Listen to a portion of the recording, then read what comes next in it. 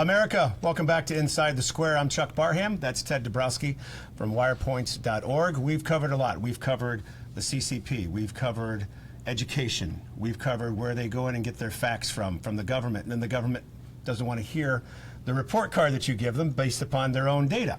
So let's talk about something that is sweeping the nation. And Chicago, as I always say, seems to be the snake's head when it comes to a lot of things, as we're talking inside the square here. Crime, out of control. Illinois, now cashless bail. But crime is out of control in Chicago, Rockford, I'm sure Decatur, one of the school systems we talked about down there where they're failing. And when people fail out of school, where they usually end up on the streets and turn to crime. And Chicago has become a place where people don't like to go to anymore to have dinners or shows or things like that. You'll still feel the vibe of tourists down there during the summer months, but crime is just a big thing. Walk me through these numbers because it's insane when you really get into it. Yeah, and it's sad. You know, I've been down recently, and you know the vibe is pretty good, right? You get the tourists down there, and it's good to see it back because for a while there it was. You know, like, is it ever coming back? But it's back, and so it feels good. But the problem is that, you know, for Chicago to succeed, it needs lots of people all the time. It needs workers coming in, you know, on Metro. It needs. He doesn't need a Taylor Swift concert once every 5 years. That's helpful, but sure. But that's not it. And so this is the big concern: is that, you know, when you look at COVID and what it did to restaurants and all that, what it did to the remote work, people not coming in, you got office buildings which are half full. Well, there's a big problem. Now add to that crime getting worse. It's getting worse. It's not getting better. And, you know, we have in Chicago, as I mentioned earlier, 11 straight years where we lead the nation in murders, right? That's, you know, New York and LA have crime rates, murder rates, which are far, far lower than ours. We're 5 times higher than New York City's crime rate, if that gives you a picture. So they've done I should say murder rate, sorry. And so, and, you know, as we move away from COVID, as we move away from George Floyd, we're going to have, right now, we're 29% higher in overall crimes, major crimes, this year than last. Robberies are up. You know, so thefts are up. Car thefts are way up. We have a major problem, and nobody seems to want to do anything about it. If anything, our leaders are still defending the criminals, right? Yes. They won't treat criminals as criminals. They're treating the criminals as victims. And the sad part of all this, getting back to equity, you know, their whole thing is equity is to protect these criminals or these, you know, people doing the wrong things. Can't call them a mob. Yeah, can't call them a mob. So they're protecting them. But what happens is, now get back to the other side of equity. Who are the people who are victimized most? Blacks. Correct. And Latinos, but blacks overwhelmingly.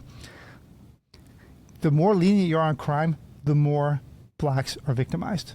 So it's really sad that they don't take care of the kids who are being killed now, or the ordinary people on the south side and west side, all in the name of protecting the criminals.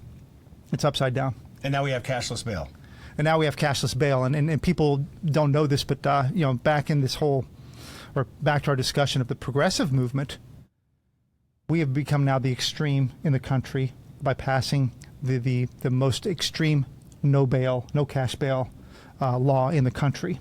So the goal, again, is obvious: fewer people in the jails, more people on the streets, right? And all in the name of equity. But that means that you're putting more and more felons, you know, back on the street. You're putting a lot of, if they're not violent criminals, they're almost violent criminals. You're going to push them towards. Well, all you need to do is watch that robbery. I don't know if you saw the poor gentleman eating his pizza, right? Yes. They come to rob him. Well, they beat the hell out of him. Yes. Right? And so I don't know how they finally charged that, but it was, you know, they could have killed him.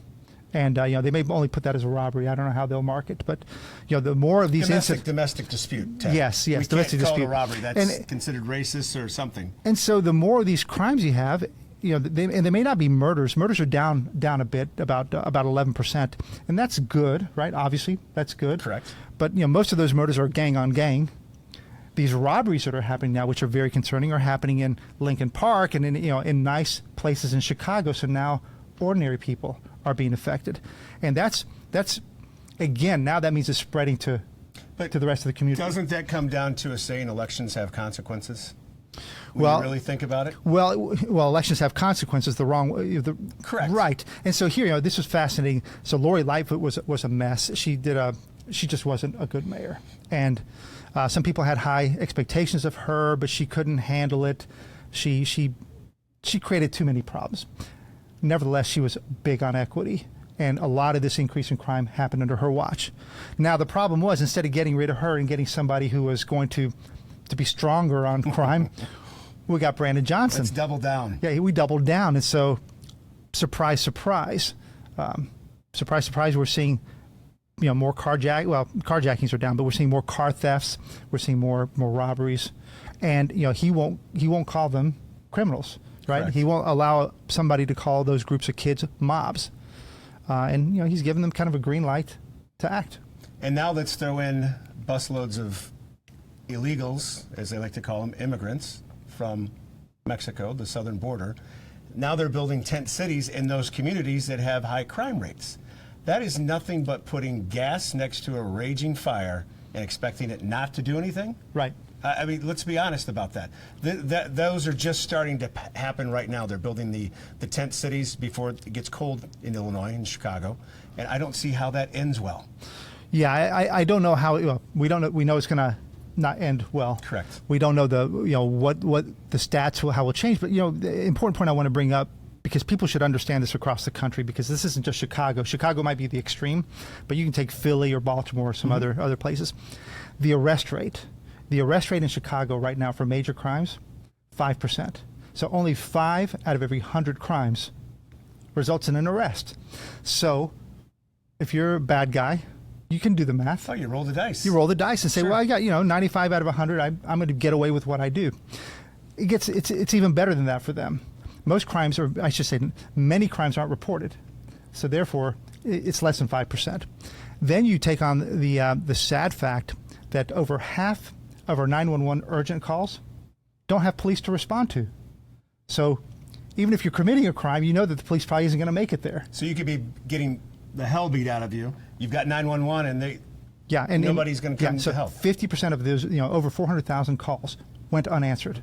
Say that again. Say that one more time for the audience. So 50% of urgent 911 calls, and that 50% is about 400,000, close to 500,000. There was no police available to respond at the time of the 911 call. Maybe half an hour and a half later, they might show up. And we're talking about stabbings, shootings. These are crimes where police coming makes a difference in the imminent threat of life, or the police would change the outcome. No police. So think about that. So if you're a criminal, now there's no foot chases. Right, and no car chases. No car chases. All right, now tell me, if you're a bad guy, and then we know. Let me add the last one. Kim Foxx doesn't prosecute. Our district attorney, our George Soros-funded district attorney, doesn't prosecute. If you're a bad guy, go for it. Yeah. Get the car, attack the person, steal their phone, whatever it is. Smash and grab. Because the probability of you getting arrested or punished is close to zero. Literally, for you, it's close to zero. And that's the model of criminal justice we now have in Chicago and to a certain extent in other cities. How do you unwind that? You're back to elected officials, but that's... You're back to Chicago and trying to figure out and say, did we really mean to elect Kim Foxx? Did we really mean to elect Brandon Johnson? Because if you're far left and you think we shouldn't have jails or police and all that, well, there's no persuading that person. Right, that's the lunatic fringe. But it's the center-left mom, the center-left grandmother who wants policing. We did a poll at Wirepoints. We did a poll in the South Side, West Side. They want more policing. They want fair policing, right? And that makes sense to me, right? They want... Absolutely. But they want more policing because they know that the police means more safety in the community. But what they're getting now is, we've bastardized policing. We got handcuffs on the police, no chasing, no... Which that's a whole morale thing right there. Right. If you're a police officer. Well, think about it. Think about if you arrest somebody and you know that Kim Foxx is going to let that person out the next day. Why should you risk your career? Correct. Sadly, why should you use your pension, all that stuff? Why should you risk it? And you might end up being in the news as the guy who... Correct. Who gets exposed nationally for being a bad guy and trying to arrest somebody. It's really, I hate to use the word, but it's bastardized. It's a bastardized policing system, and we got to get back and defend our police.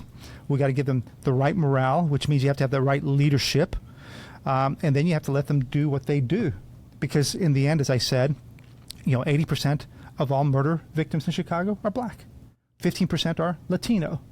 So if you don't do policing, guess who dies? Correct. Minorities. So where's the equity, right? Where's their word equity? It's a mess. Thank you so much, Ted. This is, you can learn more. All this is available on your website, correct? Yes. Everything that we've talked about, all the documents, all the graphs, you can find it at wirepoints.org.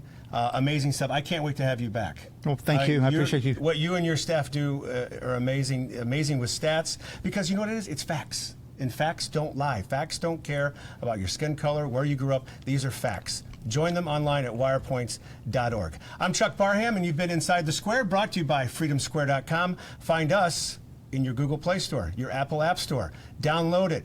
Got a business? Sign it up for free right now as we build out America's Chamber of Freedom with Job Creators Network. Ted, one more time, thank you. Chuck, thank you. Good stuff. Wirepoints.org. Check them out. Thanks for being Inside the Square. Good night, America. America, land of the free because of the brave. We the people, from sea to shining sea. Full of grit, dreams, determination, and unthinkable achievements. America, you're beautiful. But unfortunately, your freedom is under attack. Voices are being silenced. Truth is being twisted. History is being rewritten. Now more than ever, it is time for freedom-loving Americans to unite. This is why we are building Freedom Square. Freedom Square, your patriotic portal to news, podcasts, resources, and a business network designed to connect like-minded consumers and business owners. May God shed His grace on thee. freedomsquare.com. Freedom lives here.